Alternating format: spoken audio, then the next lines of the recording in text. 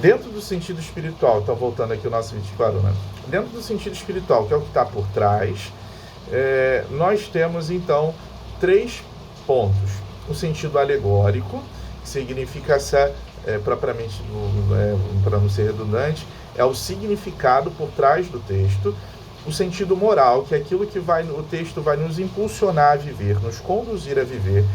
E existe o sentido anagógico, que é o que a leitura da Bíblia vai nos conduzir para Deus. Então, uma visão mais escatológica do fim último que nós teremos junto de Deus.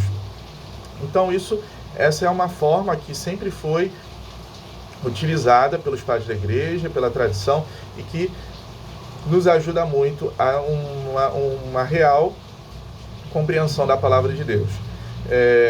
Depois aqui fala uma coisa que é interessante, depois já o próximo ponto, seria o cânon da Sagrada Escritura. O cânon das Escrituras é isso, a igreja ela vai reconhecer os livros que são inspirados.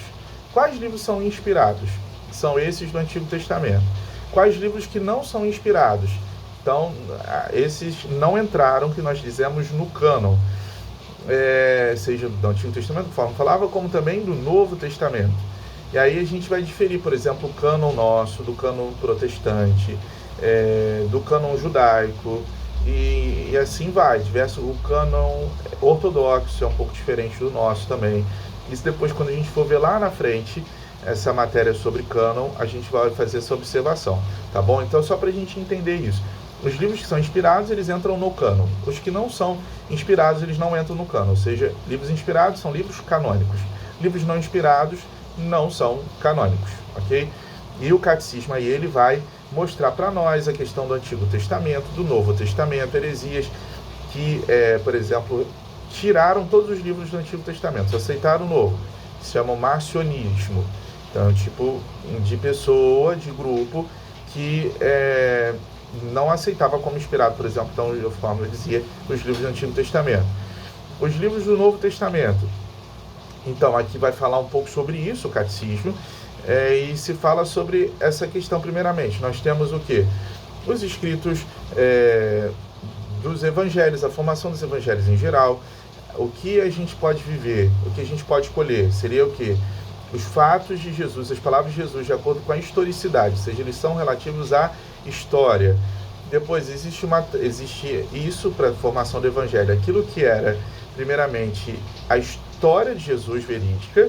Depois disso, se contava as coisas. Olha, eu soube disso, alguém me falou sobre isso de Jesus. Então, veio uma tradição oral, mas isso tudo é salvaguardado pela ação do Espírito Santo, senão vai virar uma fofoca, um comentáriozinho qualquer. E depois se vê, então, os evangelhos escritos. O catecismo, ele coloca esses passos da formação dos evangelhos, porque é o centro de toda a palavra de Deus, claro, do Novo Testamento, é o centro de toda a palavra de Deus. Então, primeiramente, a gente tem os fatos sobre a vida de Jesus Cristo, depois aquilo que foi contado sobre Jesus se junta, e aí algum material que também já foi escrito, materiais menores, até nós termos propriamente os evangelhos que são escritos. Eles são 4, e diz o catecismo, que ao mesmo tempo que eles trazem algumas diferenças, tem os 3 sinóticos, Mateus, Marcos e Lucas, e João, que se diferencia profundamente deles, mas a gente diz que eles juntos formam o mesmo texto que vai revelar para nós o conhecimento sobre Jesus, sobre a igreja, sobre o que ele deixou para nós como, digamos, o básico. O catecismo vai dando continuidade, falando sobre essa unidade entre os testamentos, ou seja, o Antigo Testamento ele vai nos preparar para o conhecimento do Novo.